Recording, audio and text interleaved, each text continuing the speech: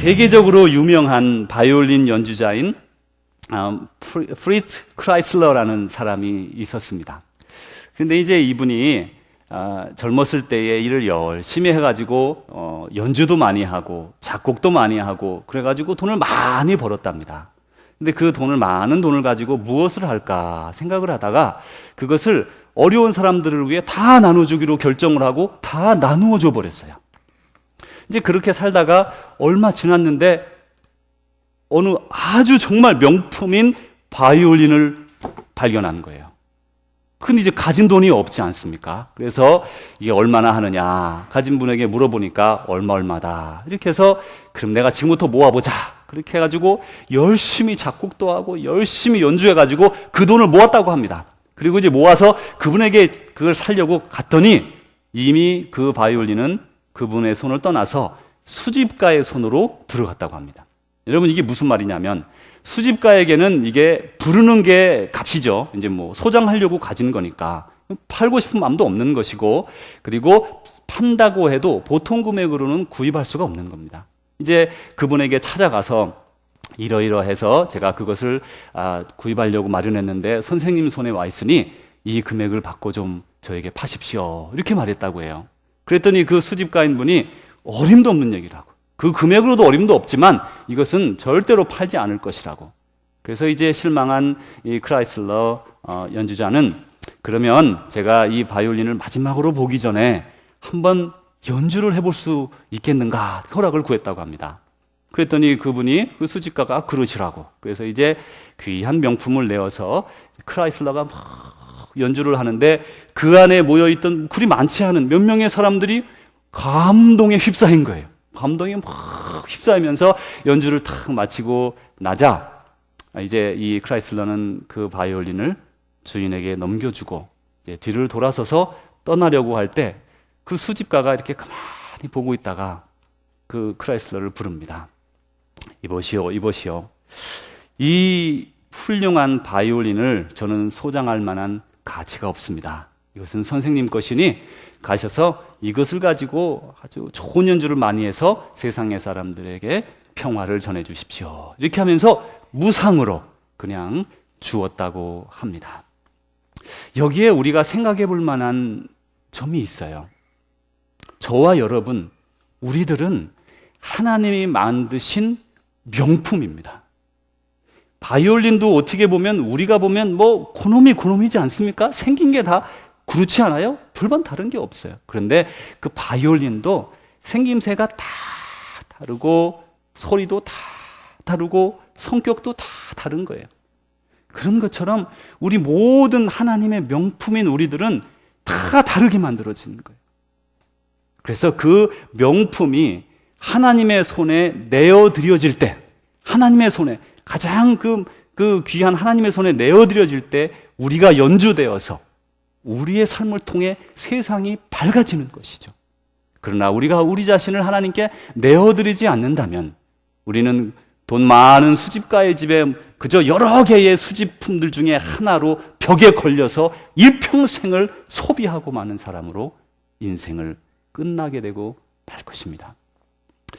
이제 우리는 악기는 연주되기 위해서 만들어진 것처럼 우리는 하나님을 섬기고 하나님의 사랑을 이 땅에 널리 전파하기 위해 창조되었다는 것을 기억해야 마땅합니다. 하나님은 우리를 자녀로 불러주셨다라고 오늘 본문에 먼저 말씀합니다. 저와 여러분은 보통 존재가 아닙니다. 우리의 아버지, 창조주이신 하나님께서 우리를 하나하나 생각하셔서 어떤 사람은 머리가 뭐 이렇게 생기고 좀 저렇게 생기고 짱구도 있고 앞짱구도 있고 대머리도 있어요. 하나님이 그렇게 다양하게 사람을 그냥 생김새부터 성품 또 뭐 성격 여러 가지를 다 만들어서 우리 이렇게 만들어 주시는 것이죠. 그리고 하나님 우리를 자녀 삼아 주셨어요. 그러면서 너는 내 아들이야. 너는 내 딸이야. 우리는 하나님이 친히 만들어주신 하나님의 자녀라는 것을 가장 먼저 기억해야 합니다.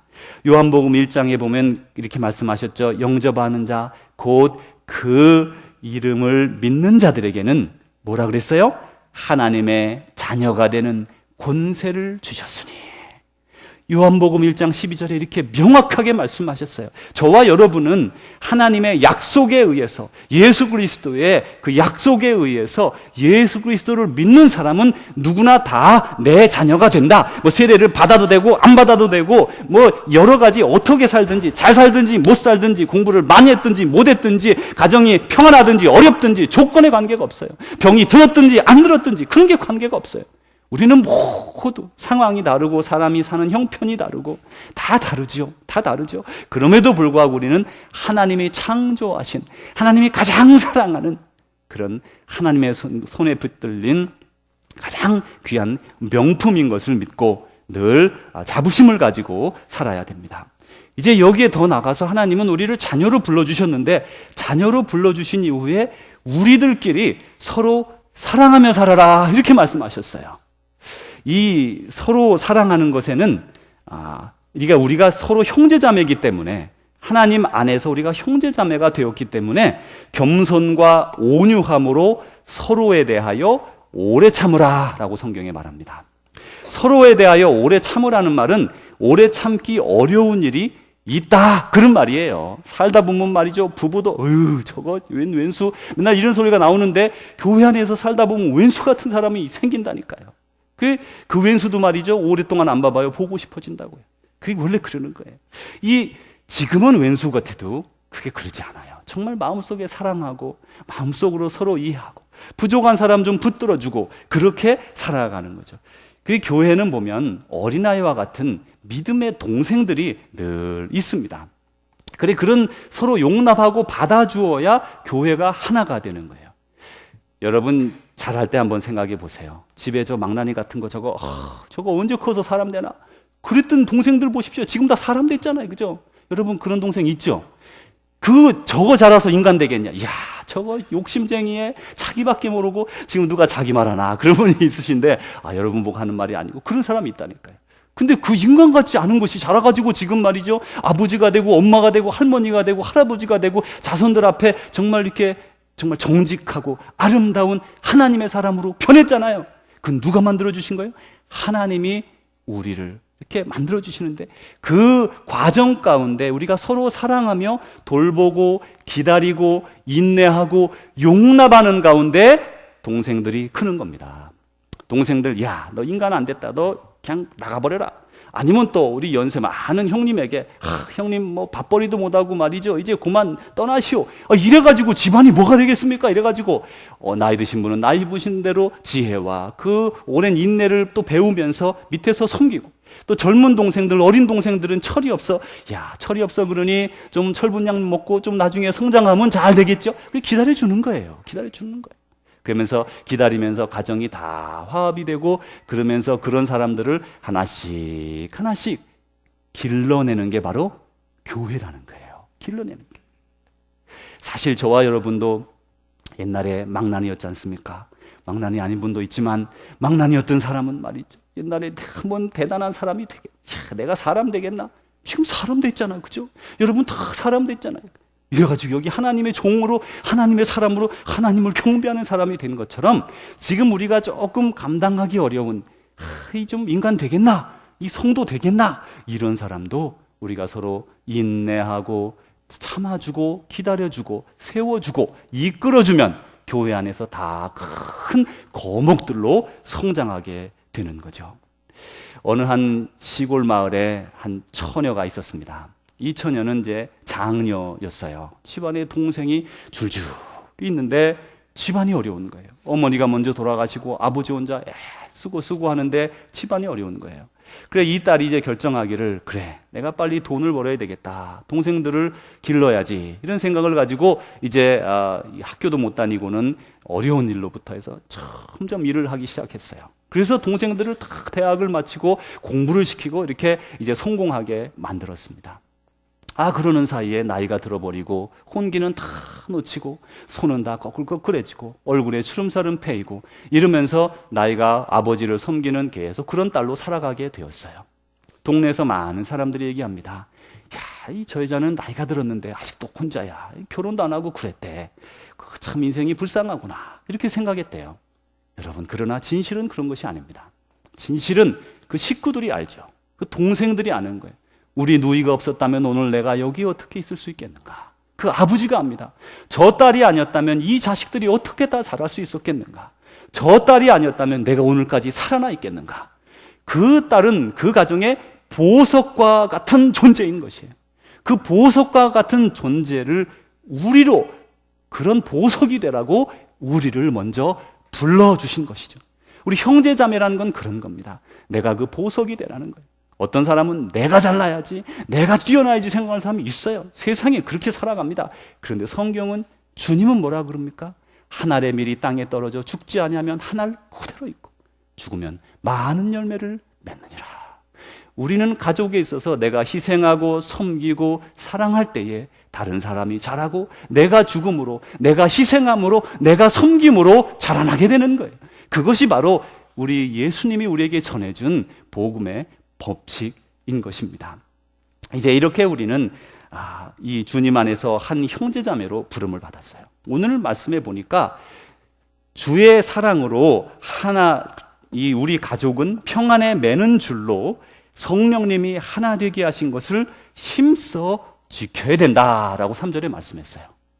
사랑의 띠로 하나님이 우리를 형제자매로 다 묶어주었지 않습니까? 이것은 비단 어느 한 교회 얘기가 아니에요. 물론 교회의 성도들끼리 한 형제자매니까 서로 사랑해야 되겠지만, 우리 버밍햄으로 보면 버밍햄에 있는 4교회 그리고 캐톨릭 교회까지 5교회가 다 서로 사랑하며 한 형제자매로 더 뭉쳐야 되고, 전 세계에 있는 크리스찬들이 서로 사랑으로 꼭 뭉쳐야 되는 거죠. 그리고 서로 사랑해야 되는 것이에요.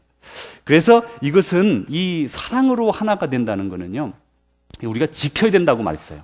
근데 지키는데 어떻게 지켜야 된다 그랬냐면 힘써서 지켜야 된다 그랬어요. 여러분, 이 시간에 한번 우리 저를 따라서 주먹을 탁 줘보십시오. 이 평소에 근육 운동 안 하시던 분들은 잘 안 되겠지만, 자, 우리 힘을 꽉 주겠습니다. 한 3초간. 자, 힘을 주겠습니다. 시작. 이렇게 힘써서 지키라는 거예요. 힘써서. 그냥 건들건들 지키는 게 아니고 힘써서 지키라. 이 말이 무슨 말이에요? 힘들다 이 말이에요. 지키는 게 쉽지 않다는 거예요. 몇 년 전에 어떤 장례식에 제가 간 적이 있었어요. 근데 그 장례식에는 자식들이 많았습니다. 근데 이제 그 자녀 중에 한 아들이 그 자리에 오지를 않았어요. 근데 그 아들은 어떤 아들이냐면, 그 장남도 아닙니다. 이 아들은 그 아버지와 어머니가, 특별히 어머니가 가장 사랑한 아들이었어요. 얼마나 사랑했던지 정말 집에 있는 거 없는 거 다 끌어서 그 아들을 위해 끝까지 희생하고 헌신했습니다. 나이가 들어서도 막 말썽을 부려도 모든 걸 다 해결해 주었어요. 그런데 어떻게 됐을까요?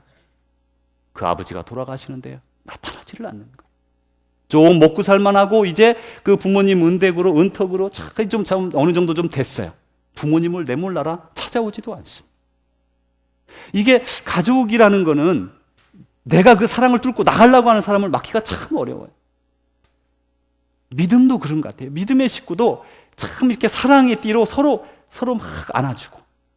여러분, 주님의 사랑을 많이 받는 사람이 더 신앙이 좋고 그래야 되는데, 늘 나는 받아가지고 말이죠, 받는 것만 익숙해서 하나님께 드릴 줄 모르고, 또 하나님 주시오, 또 주시오.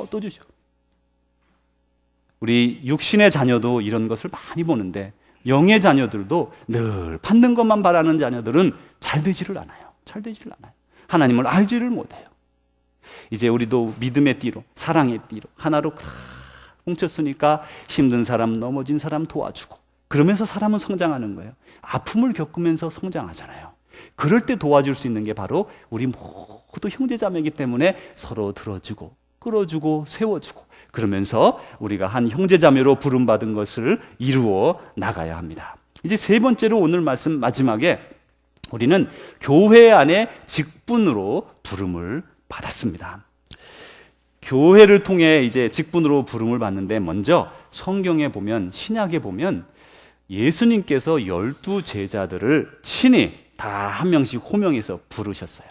물고기를 잡고 있는데 그 물고기 잡는 사람에게 예수님이 나가셔서 너는 나를 따르라. 그러니까 물고기도 버려두고 말이죠. 잡아놓은 물고기, 그물, 배, 아버지까지 심지어 버려두고 아버지 저는 좀 주님을 따라야겠습니다. 그리고는 탁 나온 사람이 12명이었어요. 참 명예롭죠. 주님이 친히 육성으로 너는 나를 따르라 라고 불러주신 거 참 명예로워요. 우리는 그렇게 부름은 받지 않지만 예수님의 영이신 성령님께서 저와 여러분에게 사랑하는 내 아들아, 사랑하는 내 딸아, 나를 따르라. 성령님이 우리를 부르신다고요. 이렇게 어쨌든 예수님의 친육성으로 부름을 받은 12제자가 있었는데 그들이 3년간 같이 예수님을 섬기다가 예수님이 돌아가실 때 가룟 유다라고 하는 사람은 이 예수님을 배반하고 예수님을 팔고 그리고 그 고통 가운데 예수님이 돌아가시는 걸 보고 자살하게 됩니다. 여러분, 우리는 어떤 상황에서도 절대 우리 생명을 스스로 끊어서는 안 돼요. 우리의 삶이 힘들 때가 있고요, 모욕을 당할 때가 있고요, 어려울 때가 있고 정말 살 소망이 끊어질 때가 올 수 있습니다. 그런데 그럼에도 불구하고 절대로 자기 생명을 스스로 끊어서는 안 돼요. 가룟 유다를 보십시오. 가룟 유다는 자기가 어떤 자기의 유대 민족을 세우기 위한 어떤 정치적 가치관이 그에게 있어서 예수님을 팔아넘기면 물론 그 돈, 은 30냥은 아무것도 아니거든요. 그거 30일 품값 세봐야 얼마겠습니까? 30일 품값 하면 요새 얼마 안 되잖아요. 그죠? 한 달 월급 좀 넘는 것밖에 안 되는 거예요. 그거 벌으려고 예수님은 팔았을까요? 그 돈이 대단해서? 그건 아니지 않습니까? 이 팔았을 때는 예수님이 팔리면 어떤 무력을 행사하든지 해서 우리 이 유대를 일으키리라. 그런 가치관을 가지고 있었다고 많은 학자들이 생각을 해요. 어쨌든 그런 가치관을 가지고 예수님을 팔았는데 웬걸 예수님은 십자가에 못 박혀 돌아가시고 마니까 이 가룟 유다가 그 힘겨운 일에 어떻게 하지 못하고 스스로 목숨을 끊고 그리고 땅에 떨어져 배에 이제 대나무들이 꽂히면서 창자가 쏟아져 죽었다 이렇게 나와 있어요. 만약에 가룟 유다가 자기가 생명을 그 어려운 상황에서도 끊지 않고 하나님 용서해 주십시오. 잘못했습니다. 용서해 주십시오. 제가 예수님을 십자가에 못 박았습니다. 용서해 주십시오. 그리고 울부짖었다면 하나님이 정녕 그를 용서하지 않았겠습니까? 우리는 절대로 우리의 생명을 스스로 끊어서는 안 됩니다. 그런데 이제 이렇게 가룟 유다는 그렇게 떠나버렸어요. 그래가지고 12사도 중에 이제 한 사도가 모자라게 되니까 그러면 우리가 어떻게 이 사람을 보충해야 될 텐데 하면서 그 사도들의 모임을 갖게 됩니다. 그 제자들의 모임, 사도들과 더불어 많은 제자들이 모임을 가져서 2명의 이제 사람을 뽑게 됐어요. 마띠아라는 사람과 바나바라는 사람. 2사람을 세워놓고 자 이제 그 2명을 뽑을 때까지는 아마 그 어떤 기준이 있었을 거예요. 나름대로 자기들이 이 2명으로 압축하게 된 데는 그런 그분들이 통하는 그런 기준이 있었겠죠. 그분들이 이제 그 2명을 세워놓고 어떻게 뽑았습니까, 여러분? 어떻게 뽑았어요? 제비를 뽑았어요. 참 운수 좋으면 그냥 직분을 받는 거죠. 그래서 세상 말로는 재수가 좋으면 되는 거고 하나님 안에서는 하나님의 손으로 우리에게 주시는 거예요. 하나님의 결정을 우리에게 알려주시는 거예요. 그래서 지금도 제가 들어본 한국에 있는 어떤 교회하고 미국에 있는 어떤 교회는 정말 추첨해가지고 말이죠. 제비를 뽑아서 직분을 준다네요. 그거 맞을까? 그럼 맞는 것 같죠? 옛날에 그렇게 했으니까. 물론 거기도 아무나 그러는 게 아니라 그 기준을 정한답니다. 그 기준 안에서 그분들을 대상으로 두고 제비를 뽑는데요. 참 재밌는 방법이고 사도들과 제자들이 했던 방법 중에 하나라고 보여집니다. 자, 어쨌든 이제 이렇게 바나바와 마띠아라는 2사람을 놓고서 제비를 뽑아가지고 마띠아를 얻었어요. 그래서 이제 바나바는 흔쾌히 마띠아를 제자로 섬기고 주님의 제자로서 그를 섬기게 됩니다. 이제 우리 교회에 또 우리 많은 요즘의 교회에 직분에 대한 오해가 많습니다. 여러분, 어떤 분은 이 직분이 벼슬인 줄 아는 사람이 있어요. 특별히 목사나 장로나 되면 벼슬했다. 이 어떤 제 아는 분들 얘기를 들으니까 안 그래도 우리 케빈 킴 장로님은 LA에서 오셨는데 제가 가면 꼭 한번 해보려고 늘 그러는데 LA에 가가지고요. 김 목사님! 그러면요. 이건 좀 목사님! 그러면요. 그냥 10명 중에 8분이 자기를 불러서 돌아본대요. 글쎄. 그리고 택시를 타면 대부분 목사님이라고 그런대요. 자기가. 이게 맞는지 아닌지 제가 안 해봐서 모르겠지만 제가 LA 가면 꼭 한번 해보려고 그래요. 진짜로요. 사람 많은데 그냥 타운에 가가지고 목사님! 그러면 얼마나 쳐다보는. 그러면서 사람들이 그런데요.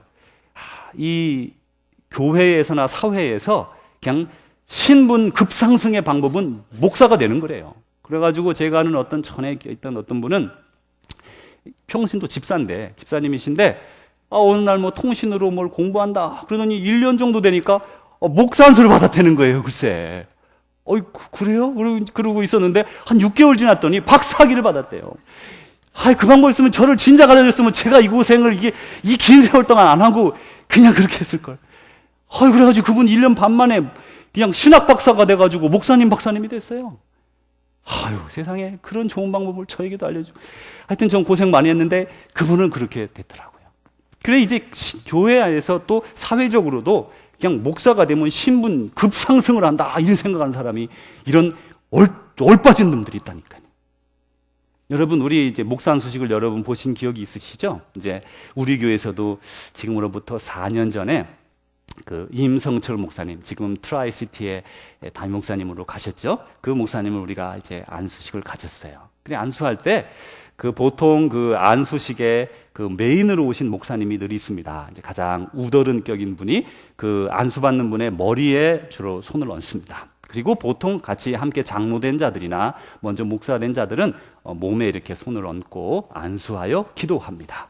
또 장로 직분을 받을 때도 마찬가지입니다. 장로 직분을 받으실 때 함부로 서로 장로끼리 머리에 손 얹지 않습니다. 별로 좋지 않아요.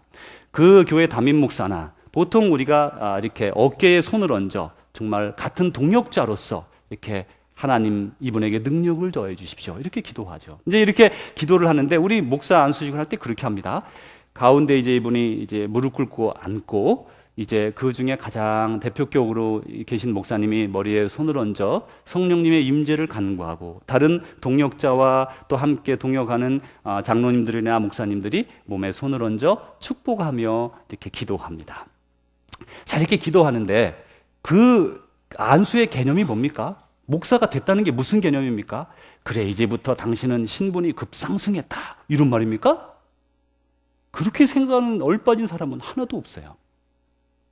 여러분 그 캐톨릭에 가면 캐톨릭에서는 사제들이 이렇게 안수를 받지 않아요. 그죠?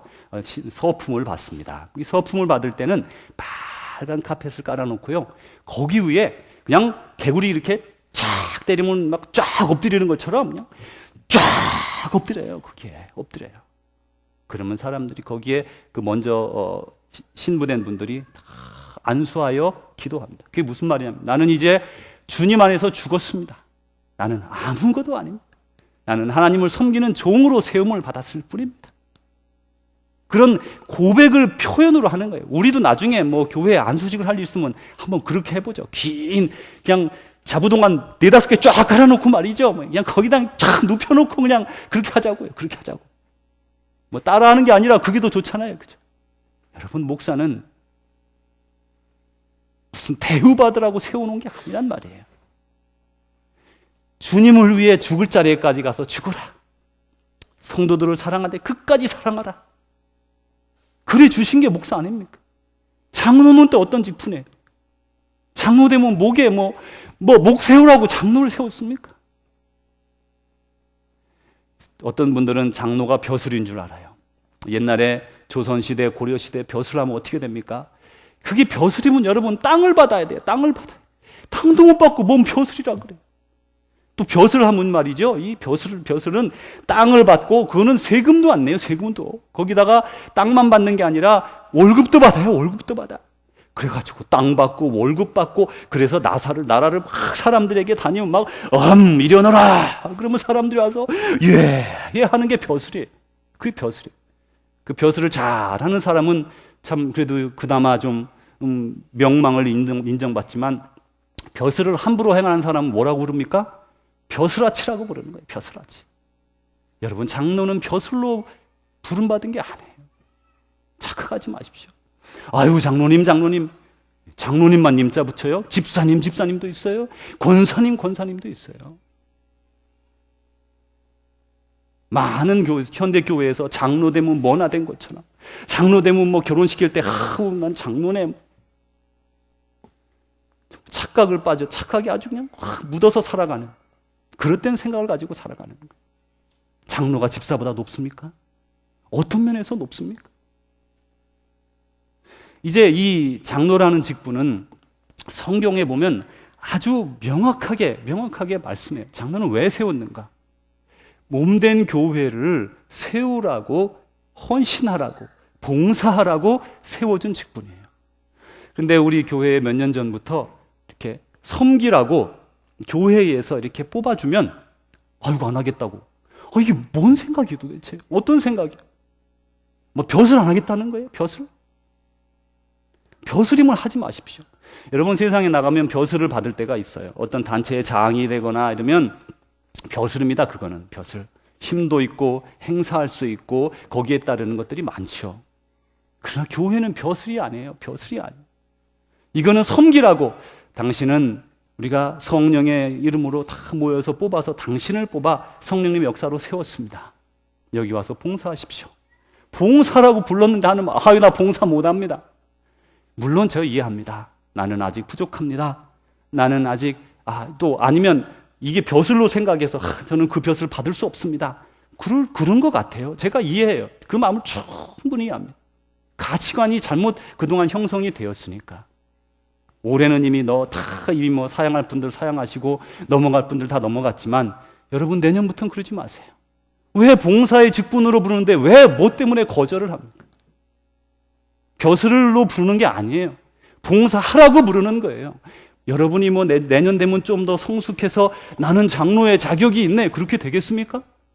베드로가 뭔 자격이 있어서 사도가 됐습니까? 자격이 있어서 목사 안수를 받습니까? 그러면 저는 지금 아직 목사 되려면 아직 멀었습니다. 안수 받으려면 아직 멀었어요. 자격이 없어도 하나님이 너를 충성되이 여겨 직분을 맡긴다 그랬어요. 올해는 이제 오늘 이렇게 다 마지막 공동의회를 갖는 날이 되어서 그나마 제가 이해하는 것은 여러분의 마음을 충분히 이해합니다. 벼슬로서 고개를 세우는 많은 공동체 장로들을 보면서 나는 저렇게 되지 말아야지, 그런 생각을 가진 분도 있을 것이고, 나는 아직 장로감이 아니야 라는 생각을 가진 분도 있습니다. 제가 다 이해합니다. 여러분도 서로 다 이해하는 줄 압니다. 그러나 여러분, 장로는 벼슬이 아니에요. 집사는 벼슬이 아니에요. 권사는 벼슬이 아니에요. 주께서 섬기라고, 목사나 장로나 집사나 권사나 누구라도 섬기라고 하나님이 여러분이 부족한 줄 알면서도 여러분의 손을 세워 너는 이때부터 죽을 때까지 직분으로 섬기라고 불러주신 것을 깨달아야 됩니다. 예수님께서 승천하신 이후에 교회에서는 전도하고 구제하는 데 막 애를 썼어요. 그러면서 집사님들을 세우고 그렇게 해서 많은 일들을 감당하게 됐습니다. 우리 교회의 직분을 여러 개 세워주셨는데 이 직분은 성도를 온전하게 하며 봉사의 일을 하게 하며 그리스도의 몸을 세우려 함이라, 그렇게 말씀한 거예요. 성도의 일을 하며 또 봉사의, 성도를 온전하게 하며 봉사의 일을 하게 하고 그리스도의 몸을 세우려 함이라. 우리는 다 몸에 귀한 예수 그리스도의 몸을 세우려고 부름받음을 기억하시고 이제 앞으로 주께서 부르실 때에 주님, 제가 여기 있습니다. 제가 봉사하겠습니다. 제가 섬기겠습니다. 헌신하며 나아가는 여러분 되기를 간절히 원하면서, 여러분 소망은 교회밖에 없어요. 여러분 세상에 많은 나라들이 있었어요. 여러분이 아는 많은 나라들을 생각해 보십시오. 미국은 전 세계의 경찰 국가로서 정말 많은 일들을 감당했지만 미국이 그렇다고 전 세계의 이상적인 국가는 아닙니다. 특별히 지금의 미국은 정신적으로, 영적으로 타락하고 있습니다. 영국이나 독일이나 프랑스나 중국이나 여러분 그 나라를 통해 전 세계의 희망이 이루어질 수 있겠습니까? 그랬던 나라는 하나도 없었습니다. 또 어떤 이념이나 어떤 민족주의는 그런 걸 이루었습니까? 예를 들어 게르만주의 혹은 일본 제국주의 아니면 뭐 어떤 이념 그런 민족주의가 정말 이 세상에 온 세상에 빛이 되고 어떤 온 세상을 세우는 적이 있었습니까? 게르만주의라는 것을 세운 사람들은 수없이 많은 사람들을 가스실에서 죽여버리고 마는 그런 오류를 범하고 맙니다. 나라도 어느 민족도 어느 단체도 세상의 소망이 아니에요. 세상의 소망은 오직 교회입니다. 여러분 그거 아세요? 우리가 세상의 소망이고 우리처럼 정말 세상을 사랑할 수 있는 존재가 세상에 어디 있어요? 교회는 하나님이 세우신 유일한 세상을 섬기라고 세워준 그런 곳임을, 세상의 소망임을 기억하면서 우리가 그 귀한 교회의 일원으로서 교회를 서로 아름답게 세워나가고 전 세계에 나아가 여러분을 통해 전 세계의 따뜻한 빛과 또 소금의 역할을 감당하여 세상을 아름답게 이루어 나가시기 바랍니다. 기도하겠습니다. 하나님 아버지 감사합니다. 아버지의 은혜 가운데 저희를 교회로 불러주신 것을 감사함으로 받습니다.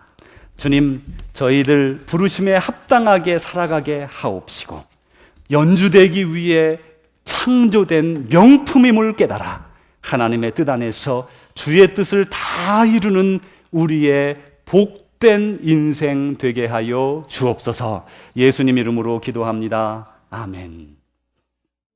사랑하는 주의 제자 여러분, 우리는 하나님이 만드신 명품입니다. 여러분 자신을 하나님의 손에 내어드려 이 땅의 명품으로 살아가도록 하십시오. 예수님께서 제자로 부르셨습니다. 헌신하며 순종함으로 따르십시오. 여러분을 통하여 세상이 사랑으로 밝아지게 하시고 공의와 정의로 여러분 주변이 아름답고 정결해지도록 살아가십시오. 여러분은 하나님이 선택한 세상에 소망된 교회이기 때문입니다. 주께서 영원토록 여러분과 함께 하실 것입니다. 이제는 우리 구주 예수 그리스도의 은혜와 하나님의 사랑하심과 성령님의 교통하심이 오늘도 하나님의 손에 붙들린 명품으로서 살아가기를 소원하는 주의 귀한 백성들과 우리의 사랑하는 조국 대한민국과 사랑하는 이 땅 미국 땅과 전 세계 방방곡곡에 함께 예수 그리스도 안에서 믿음의 형제 자매된 모든 이들과 핍박과 박해 가운데 눈물 흘리며 두려워하며 울며 떨며 더 큰 믿음과 용기를 달라고 두려움 가운데 주님을 부르짖는 우리의 믿음의 형제 자매들 위해 이제로부터 영원히 함께 하시기를 축원하옵나이다. 아멘.